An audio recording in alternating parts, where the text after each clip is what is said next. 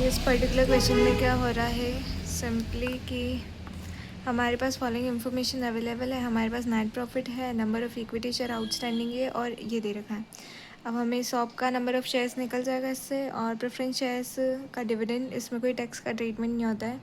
तो सिंपली जितना है 7500 इंटू 2, इतने तो नंबर ऑफ़ शेयर्स 15,000 तो शेयर्स हो जाएंगे, और डिविडेंड कितना होगा 7500 इंटू 9, इतने प्रॉफिट से बढ़ जाएगा। और इस पर आ जाएगा हमारा इंटरेस्ट, ये कितना है 10 लाख मल्टीप्लाई 10% माइनस टैक्स, तो ये हो जाएगा 75,000। और नंबर ऑफ़ इक्विटी शेयर्स हो जाएगा 40,000। ठीक है, तो ऐसे करके हमारा सारा कंप्यूटेशन हो जाएगी। तो फ्रॉम दैट वी गेट, सबसे पहले बेसिक ईपीएस निकालना है, फिर क्या करना है इंक्रीमेंटल निकालना है कि शॉप पे कितना, डिविडेंड पे कितना, डिबेंचर पे कितना, ऐसे करके 1 2 3 सारा आ जाएगा। फिर हमें क्या करना है असेंडिंग ऑर्डर में अरेंज करना है। सबसे छोटा वाला फर्स्ट, छोटा वाला फर्स्ट, फिर उससे थोड़ा बड़ा सेकंड, फिर उससे थोड़ा बड़ा थर्ड। अब क्या करना है इंक्रीमेंटल निकालना है। सबसे पहले फर्स्ट वाला, फिर सेकंड वाला, फिर थर्ड वाला, फिर इसमें इतना है, इसमें इतना है, इसमें इतना है। ठीक है, मतलब ये तो हमारा, तो सबसे लोवेस्ट जो है उसे रिपोर्ट किया जाएगा एज ए डाइल्यूटेड। करेक्ट। देखिए इस पर्टिकुलर केस में क्या दिया है हमें सिंपली कि हमारे पास है इनकम फ्रॉम दी, बड़ी पेंसिल है,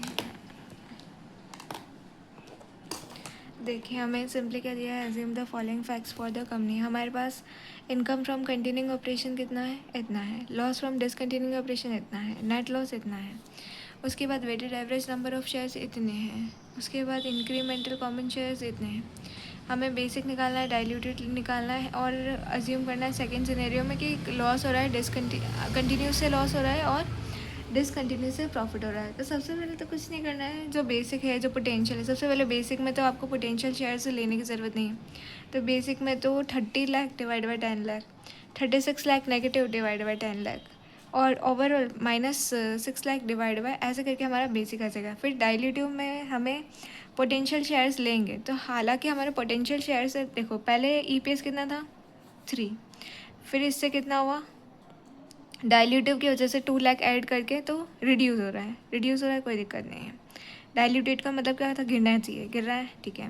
फिर डिसकंटिन्यूड में क्या हो रहा है कि लॉस जो हो रहा है वो हमारा -3 है, जबकि पहले कितना था 3.6, ये तो एंटी डाइल्यूटिव है। और ओवरऑल में भी हमारा लॉस -0.60 था, अब -0.50, ये एंटी डाइल्यूटिव है। बट हमें जो इनकम है फ्रॉम कंटिन्यूइंग ऑपरेशन से डाइल्यूशन है, ईपीएस बेसिक मतलब कंटिन्यूइंग ऑपरेशन से, तो ये तो डाइल्यूटिव है।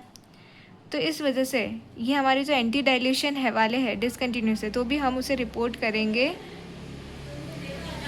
तो भी मतलब उसमें कोई प्रॉब्लम नहीं है। The income from continuing operation is in the control number है, क्योंकि कंटिन्यूइंग ऑपरेशन से is in control number, there is a dilution है। Basic EPS for income from continuing operation वो रिड्यूस हो रहा है, therefore even though there is anti dilution है, discontinue से एंटी डाइल्यूशन है, बट फिर भी डाइल्यूटेड लॉस पर इस, तो भी हम उसको इतना ही रिपोर्ट करेंगे। उसके बाद हमारे पास नेक्स्ट वाले में आता है कि हमारे पास अब क्या है कि लॉस कंटिन्यूइंग ऑपरेशन से लॉस है, और इनकम जो है फ्रॉम डिसकंटिन्यूइंग ऑपरेशन से वो इतनी है। तो उस केस में क्या होगा, तो अगर लॉस है तो बेसिक निकालते टाइम तो वही -10 डिवाइड बाई 10, और माइनस ये +36 और डिवाइड बाई दिस और ओवर, तो ऐसे हमारे पास इसमें आ जाएगा basic EPS -1।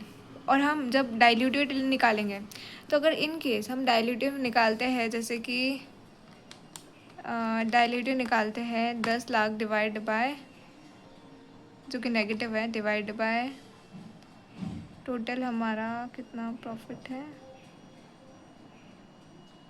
Number of shares, तो नंबर ऑफ़ शेयर्स तो हमारे बेसिक में तो -1 आ जाएगा, और डाइल्यूटिव में -0.833, ये माइनस नहीं दिखाया है बट ये लॉस है, इस वजह से माइनस आएगा। तो लॉस पहले -1 था, और फिर वो कितना हो रहा है -0.833, मतलब वो गिरने की जगह बढ़ रहा है, तो ये तो हम रिपोर्ट नहीं कर सकते क्योंकि ये कंटिन्यूइंग ऑपरेशंस है। इसलिए हम क्या करेंगे, हम जो पोटेंशियल शेयर्स है उसको एक्सक्लूड मानेंगे।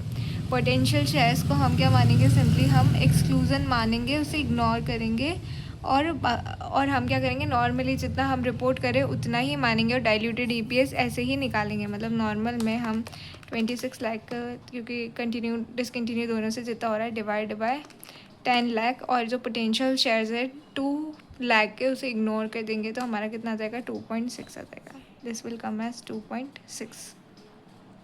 तो देखिए इसमें लिखा है इन केस अगर लॉस होता है कंटिन्यूइंग ऑपरेशन से तो पोटेंशियल शेयर्स को एक्सक्लूड किया जाएगा। अगर लॉस हो रहा है कंटिन्यूइंग ऑपरेशन से लॉस है तो फिर उस केस में हम पोटेंशियल शेयर्स को इग्नोर कर देंगे, सिंस क्योंकि अगर हम उसे इंक्लूड करते हैं तो वो result in anti dilution effect. तो क्या होगा कि जो ईपीएस है, जो डाइल्यूटेड ईपीएस है वो क्या होगा, बढ़ेगा, गिरने की जगह बढ़ेगा, तो वो एंटी डाइल्यूटिव हो जाएगा।